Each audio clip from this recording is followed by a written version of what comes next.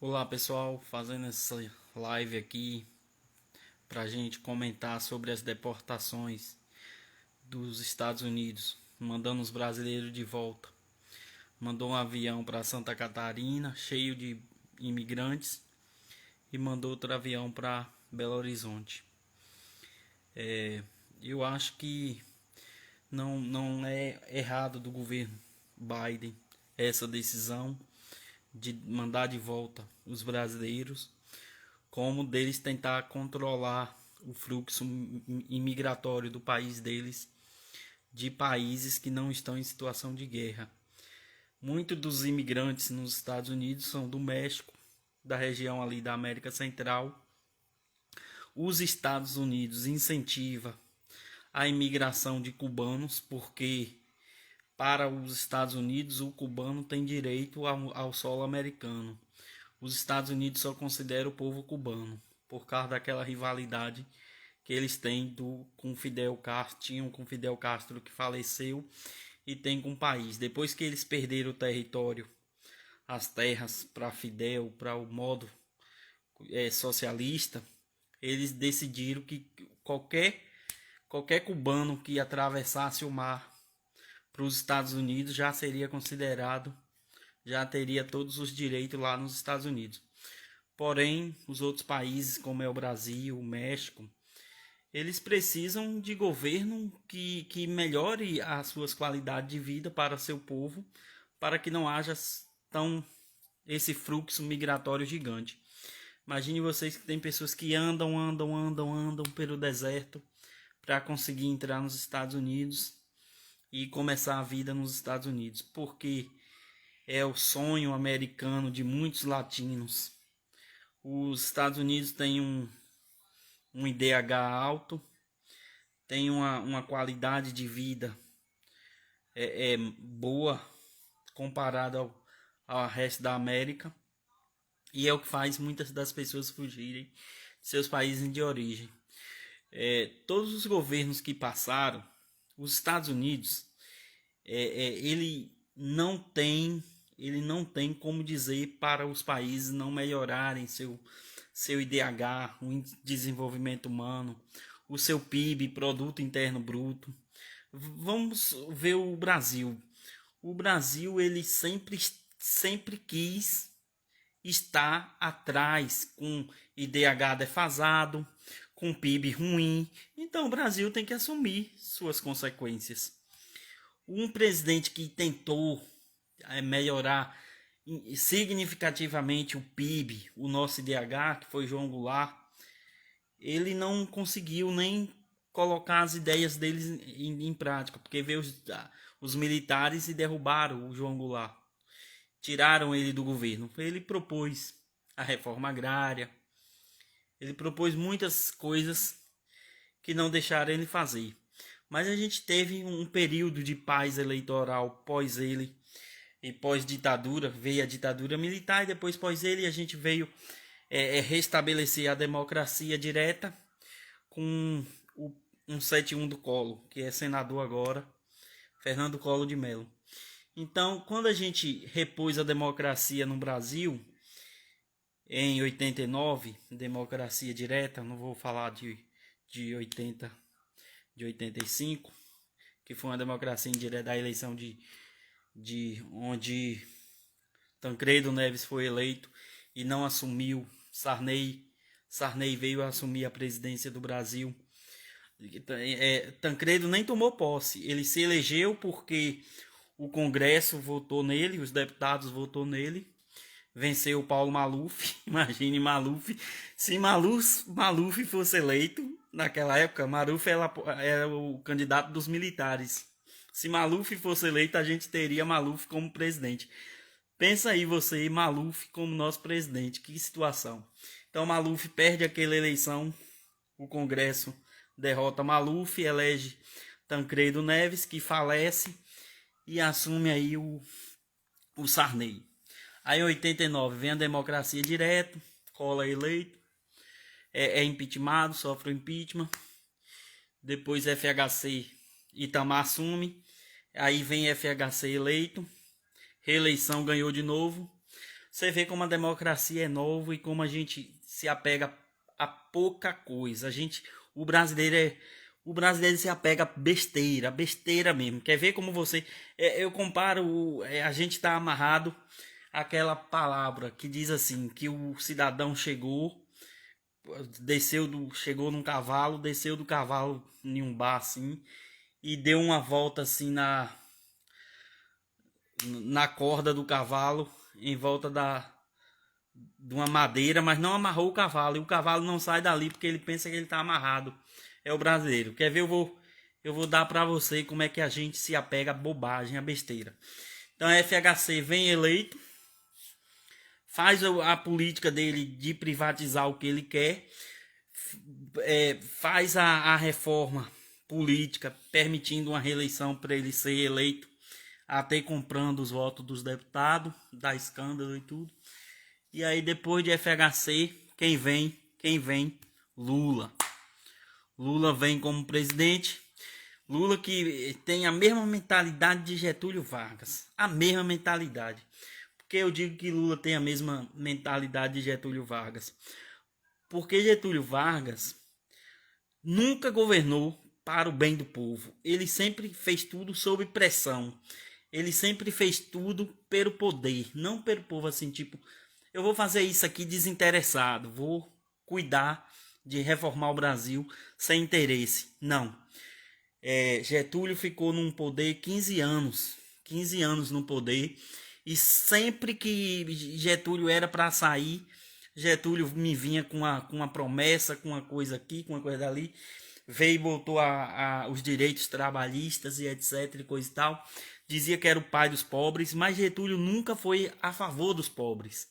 Getúlio sempre foi um cara ganancioso, inteligente. Ele queria o poder, Getúlio era tão malandro que quando ele viu, porra, não vou mais governar, ele, se matou pelo poder, ou mataram ele pelo poder, mas o fato é que tem carta de suicídio e etc. Deixo o meu povo e vou para a história, etc. Aquela lama toda que eles fazem, o drama, né? O cara tinha 15 anos e queria mais 15, né? Ele queria mais tempo. Então vem, a gente continuando, vem Lula, que é o cara que pega o Brasil, dobra o número de universitários. Nós tínhamos 1 milhão de universitários nas universidades do governo. Ele botou para 2 milhões, saiu de 1 milhão para 2 milhões. Veio Minha Casa Minha Vida, veio o SAMU, veio isso, veio aquilo.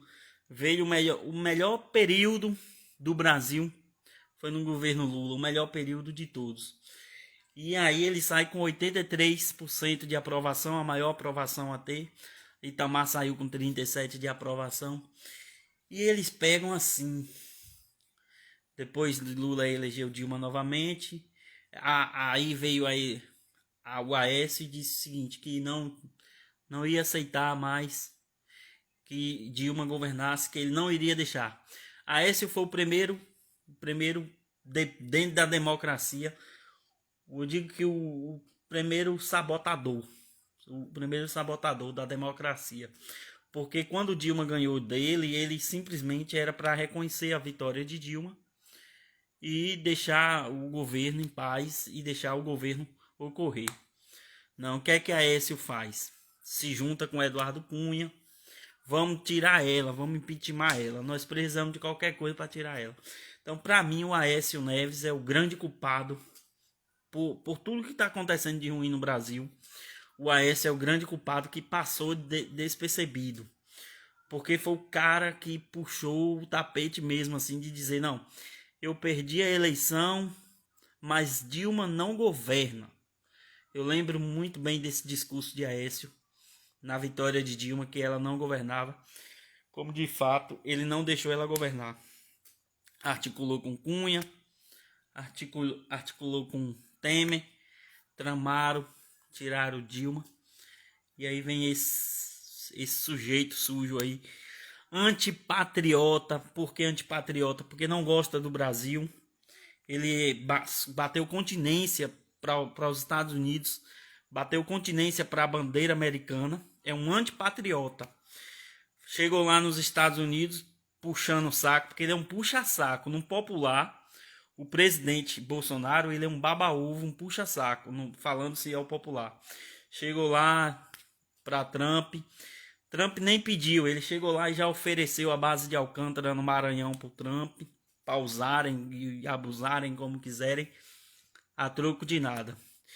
E esses filhos dele, os baba-ovo, o tal do Eduardo, que disse que fritava hambúrguer, que já fritou hambúrguer lá no frio dos Estados Unidos, queria ser embaixador lá, mas a moral da oposição aqui não permitiu que acontecesse um absurdo desse, mas são puxa-saco. Você tem a ideia do nível de puxa-saquismo do Eduardo Bolsonaro com os Estados Unidos? A filha dele chama-se Geórgia, em homenagem a uns estados dos Estados Unidos, onde o Partido Republicano, que é a direita dos Estados Unidos, sempre vencia. E aí o imbecil teve uma filha e botou o nome da filha Geórgia. Para acabar de completar, o Trump, que eles lambe baba, perdeu lá nesse estado da Geórgia. Pela primeira vez os republicanos vêm a perder na Geórgia. É até engraçado. E aí o puxa-saco não reconhece a vitória de Joe Biden, fica aquela coisa reconhecer, não reconhecer. E aí ele foi humilhado porque foi um dos últimos países do mundo a reconhecer a vitória de Biden. E eles alegaram meio mundo de coisa. O Trump disse que não ia entregar o cargo, que ia ter que ter recontagem de voto. E teve essa recontagem de voto e o cara perdeu de novo nas recontagens de voto. Agora o imbecil fala aqui que só vai reconhecer a democracia aqui se tiver como recontar cédulas em papel dos votos, etc. Como auditar os votos, não sei o que. Ou seja, já querendo fazer uma lambança. Agora eu fico preocupado um pouquinho porque na Venezuela, na penúltima eleição de Nicolás Maduro, que ele venceu o Capriles, o grupo que foi derrotado fez tipo Aécio, mas fez pior. Eles foram para a violência. Queimaram sede de partida, etc. Aconteceu uma violência muito forte na Venezuela, mas as Forças Armadas da Venezuela conseguiu controlar. Quase, de raspão assim, não teve um golpe na Venezuela. De raspão. Foi uma coisa impressionante. Mas houve resistência. Os líderes oposicionistas que perderam a eleição, alguns foram presos. E um idiota lá de um deputado se autodeclarou presidente. Ficou aquela coisa o tempo todo, mas eles não conseguiram derrubar o presidente eleito da Venezuela num golpe. E uma coisa interessante, que lá na Venezuela o voto pode ser contado, porque o voto ele não só é eletrônico, como é impresso. E aí houve essa recontagem dos votos da Venezuela, houve essa auditoria na Venezuela e provou que o camarada que perdeu mesmo e pronto, e acabou. E o que me preocupa é que no Brasil eles podem querer fazer assim, apelar para a extrema violência. Eles podem tentar apelar para a extrema violência. Mas o que deixa a gente mais tranquilo é que a eleição do Trump nos Estados Unidos foi derrotada. Então eles não vão ter apoio dos Estados Unidos em uma tentativa de golpe aqui, da violência, partir para a violência para essas ações. Eles não terão apoio dos Estados Unidos sobre isso. Então é importante a vitória do Biden apenas sobre isso. Mas é isso, meu povo. Eu acho que, na minha avaliação, acho que cada país tem que cuidar do seu povo. Os Estados Unidos têm suas questões internas, tem seus problemas, tem suas... E olha, o Trump perdeu sendo um ótimo presidente para os Estados Unidos, porque eu lembro que antes da pandemia, a taxa de desemprego nos Estados Unidos chegou a 4%. Uma das menores taxas de desemprego, se eu não me engano, em 50 anos. Uma das menores taxas. Então, mesmo sendo um negacionista, o Trump, ele não era tipo o Bolsonaro, que é um negacionista burro pra caralho. Porque o Trump ainda chegou e reconheceu que a cloroquina não servia e disse: não, a gente vai doar essa porcaria que não serve não. Esse remédio é uma porcaria, manda lá pro Brasil, dá aí o Bolsonaro aí. E vamos aí correr atrás da vacina. O Trump, vamos vacinar o povo. Foi reconhecer a vacina logo. Já o imbecil aqui, até hoje, se perguntar a ele, ele vai dizer: não, é cloroquina, é ivermectina, é azitromicina. Então ele ainda está buscando, ainda está apegado ao remédio, porque é uma questão muito, muito séria a cabeça desse cidadão. Eu não sei, mas eu acredito que ele precisa pagar por seus atos antidemocráticos. Eu não vou falar muito sobre as mortes do Covid, porque até pouquinho tempo atrás o presidente do México é um cara de esquerda e é um negacionista. O que eu quero dizer é o seguinte, que o fato de Bolsonaro ser negacionista não é porque ele é de direita, é porque ele é idiota. Porque tem gente de esquerda que também é negacionista. Então o negacionismo ele pode ser da direita e da esquerda. O idiota ele é negacionista e pronto. Então eu não vou criticá-lo por esse ponto. Eu vou criticá-lo por a falta de emprego dos brasileiros. Desemprego antes da pandemia, o desemprego já batia 12% no Brasil. 11, 12, ficava oscilando 11, 12. Então daí já se mostra que esse presidente que a gente tem aqui no Brasil, ele é um imbecil. Ele não tem controle sobre a economia porque ele pegou a economia e entregou o pior dos bandidos, que é o Paulo Guedes, que não entende porcaria nenhuma de que é bater um cartão, de pegar um ônibus, de pegar um metrô. A pior miséria de um país é pegar um empresário, dono de um banco, que ele é dono do BTG Pactual, pegar um empresário milionário que tem interesses escusos e colocar como ministro de alguma coisa. É a pior burrice. Por isso que muita gente pode dizer e afirmar que esse governo é o governo dos ricos e dos imbecis, porque tem muito doido nesse governo. Imagine você que o secretário de Cultura anda armado e gritando lá no palácio, fazendo confusão. Então é o governo dos loucos. Pesquisem sobre Kubanacan. Kubanacan mostra um governo, é uma novela de ficção que mostra um governo desorientado. É a mesma coisa do Brasil. Nós temos um governo desorientado, um governo que não sabe para que foi eleito e não sabe o que fazer. Totalmente desorientado. O cara quer fazer nomeações de acordo a bajulação, não são nomeações técnicas. Você vê que o cara nomeou um general para o Ministério da Saúde, general que não sabe nem o que é um remédio, para o Ministério de Saúde. Antes ele tivesse nomeado um farmacêutico. Um farmacêutico qualquer aí de esquina serve no Ministério da Saúde muito mais do que um general, porque um general ele tem que ser ministro da Defesa. E esse aí nem da Defesa não prestava, porque o cara para mandar umas vacinas para o estado do Amazonas, mandou para o Amapá. Mandou as doses da vacina para o Amapá. Era Amazonas, foi para o Amapá. Aí teve que mandar de volta para mandar para o Amazonas. Entendeu? Então esse cara que tá aí, o Pazuello. Pazuello para mim não tem nem dignidade de ser nem um general. Ainda mais um ministro. Porque o cara que não sabe a diferença de Amapá para Amazonas, que erra uma questão de logística, ele vem errar uma besteira dessa. E aí, para mim, é por isso que eu digo, é o pior governo que a gente já teve de todos os tempos. Falam aí que ele tem 23, tem pesquisa aí que ele tem 23% de aprovação. Não sei onde ele achou esses 23% de aprovação, porque eu só vejo defendendo ele alguns pastores, como Silas Malafaia mesmo, que defende porque deve milhões ao governo. Silas Malafaia deve milhões e sonega e precisa se apegar a isso.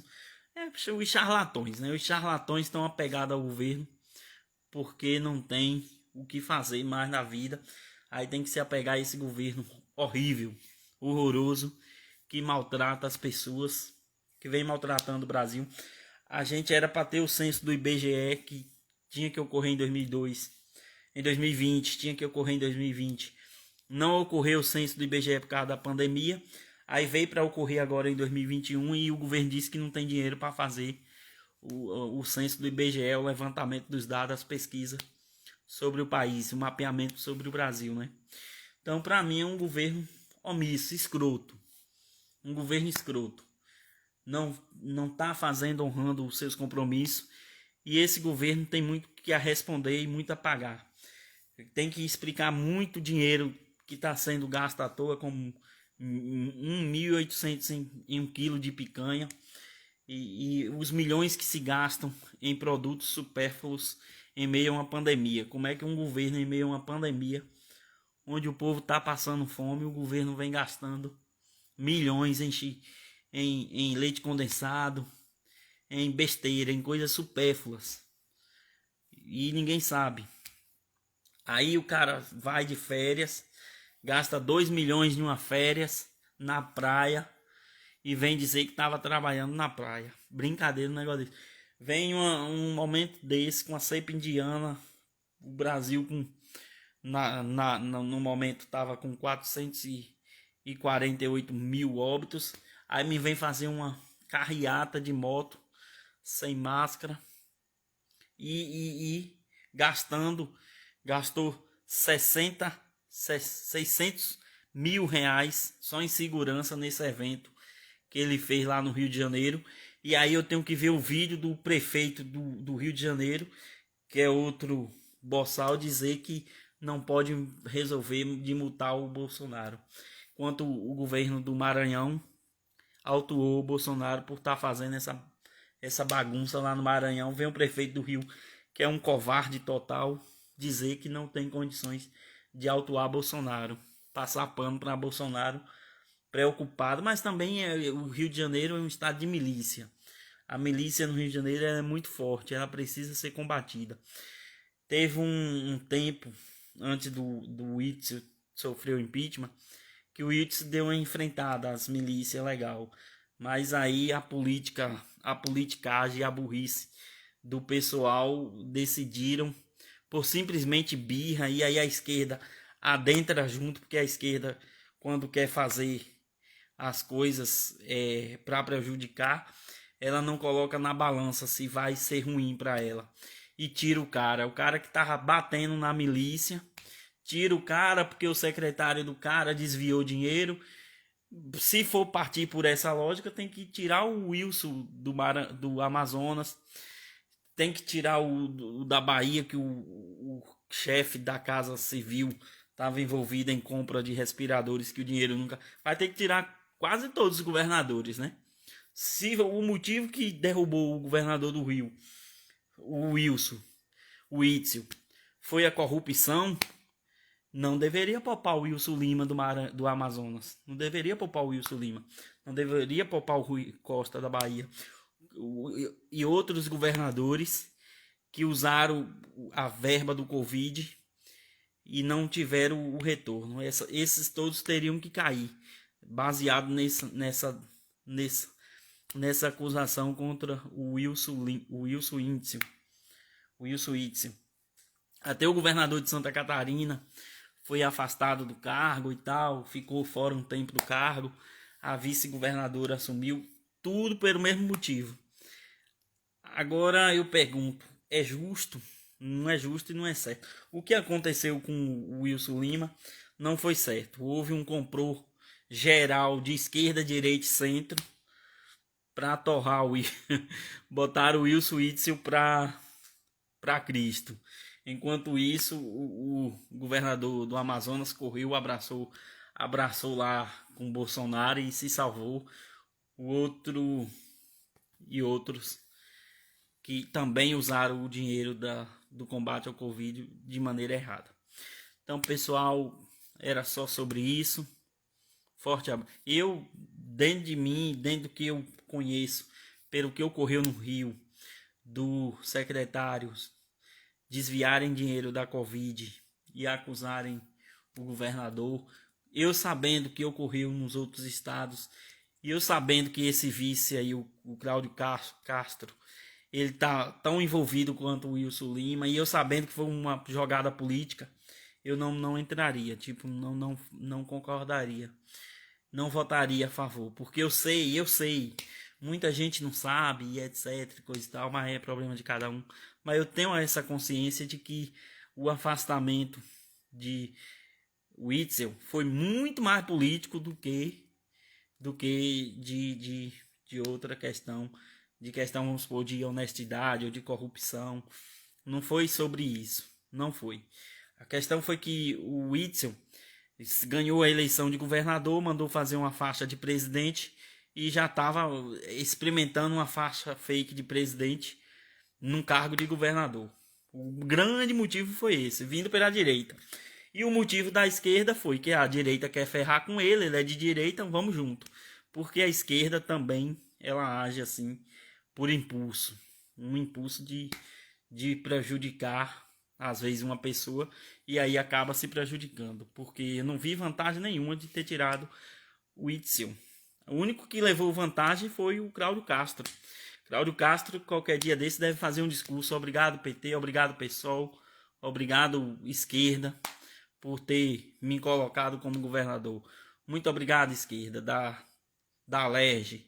Eu amo vocês, esquerda da Alerj, porque vocês tiraram um corrupto e deixou tudo pra mim.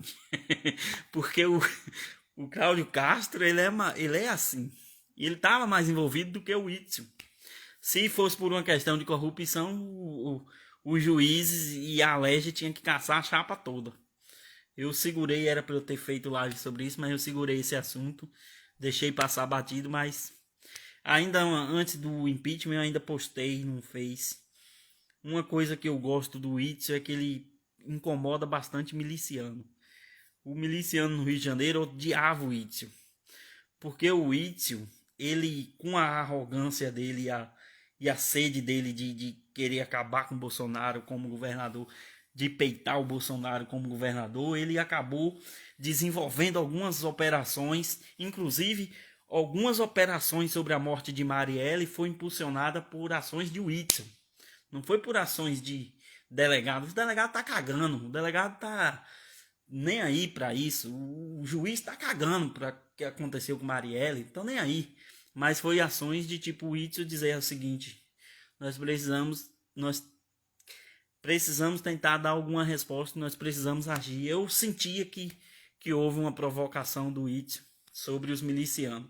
E essa provocação do Witzel sobre os milicianos bateu profundamente em Bolsonaro. Atingiu.